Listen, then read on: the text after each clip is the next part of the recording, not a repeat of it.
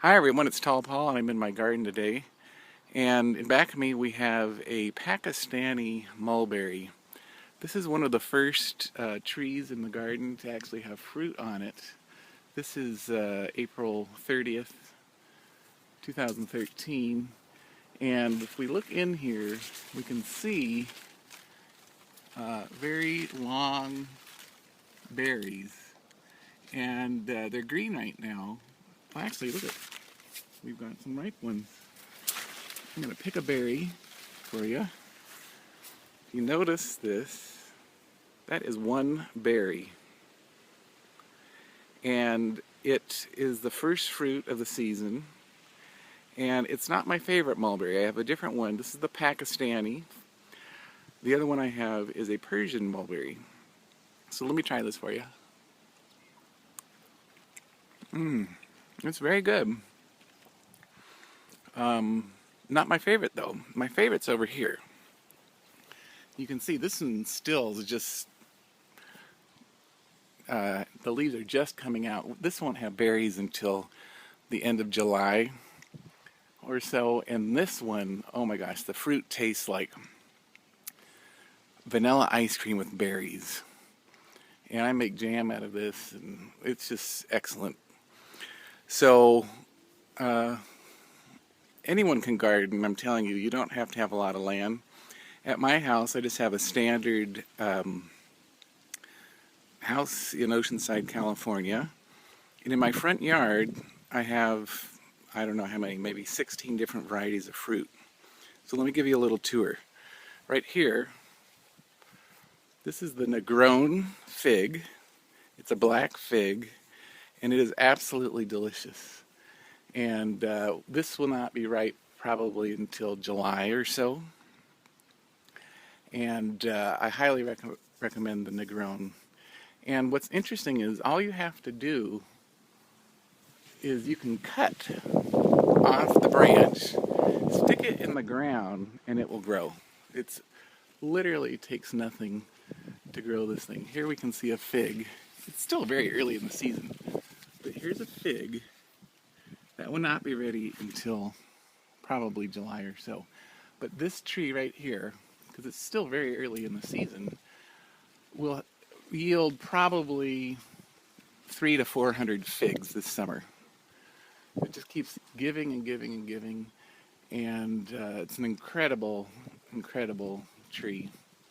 Right? Then I talked about the Persian mulberry. This is my favorite mulberry. I highly recommend it. It does get messy. I hear it can get up to 80 feet. And so you can keep it small as well. All right, and then here we've got a couple different types of peaches, nectarines. Here's another fig. Here's a plum of some sort, another one. Someday we can look at each one of these when their fruit is actually ripe. This is the Pakistani mulberry. Let's get another berry since they're on there. All right. See, just look right here. And that's the berry. And I eat it right off the tree. You can do this too. So I don't know what you're waiting for. This is what we do in permaculture, is you create what's called a food forest. And mine's not traditionally set up like a permaculture food forest, but it's, because I'm still getting going. But I have on my property over 70 types of fruit. And all year round, there's something available for me. So like right here, this is a tree collard, and it's an edible and perennial plants. So you can come out here all year round and pick the leaves and juice it, steam it, and it's very good. And it comes back, it's available all year round. All right, this one's called a strawberry tree. Here they're still green because it's early in the season. This is edible. It's not very exciting, but it's edible. This here is a pineapple guava. The pineapple guava has edible flowers. They're not open yet. I don't see any. But here, that will open up this little flower pod, and you'll be able to eat those flowers. And then later on in the season, I forget when, maybe August, you'll have the edible fruit from that. Okay, here's a tree of some sort. We can see a little fruit, nectarine probably, guava. This is a apricot. Here is a pomegranate. Look at the flowers. These are going to open up soon.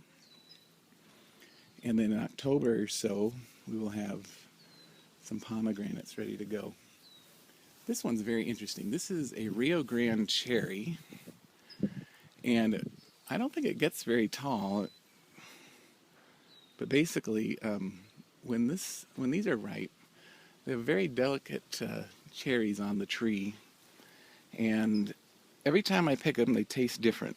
They kind of remind me of the flavor of a nectarine, but they taste different every time. Very delicate. Interesting. Another sort of peach or nectarine. I really like the nectarines.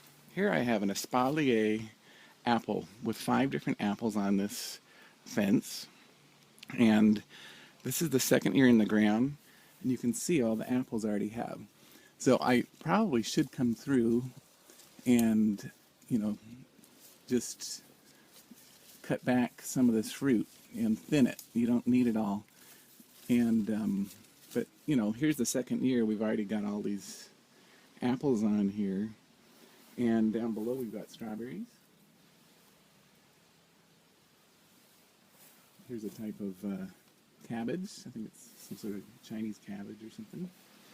Anyway, you can grow fruit along a fence. So 5 apple trees right next to each other. And then over here, this is a Li Jujubee. And in Asia and China, they consider this to be the most healthy fruit on the planet. And this, my gardener, this is his favorite. He loves to eat these off the tree. And when they're fresh, they taste like little apples. And you can also dry them. They taste kind of like a date. So this is definitely a very good tree to have, a Jujubee. And in the middle here, I have an avocado tree. And this poor tree really, really got damaged in the frost this year. And we had to cut it way back, but you can see it's coming back. This tree was a lot bigger. It was probably 8 to 10 feet tall and just really did not do well this year. But it is a fairly immature tree. It's last year gave me about 12 avocados that were very good. And so anyway, that's enough for today. In the backyard there's a lot more to show someday. But I encourage you to get out there, plant your trees. Start with the fruit trees if you have room. And you can fit a lot of stuff in a little bit of space.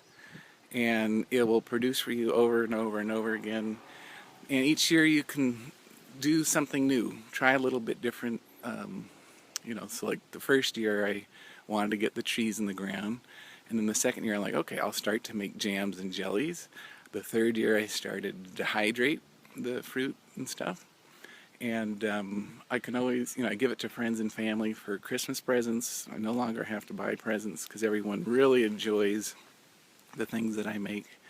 And so, anyway, that's it for today. I hope you have a good one. If you have any questions, go ahead and email me at asktallpaul@gmail.com. Go ahead down below. Let's like this video if you like it. Join me on Facebook or Twitter, and visit my blog at asktallpaul.com. Thank you.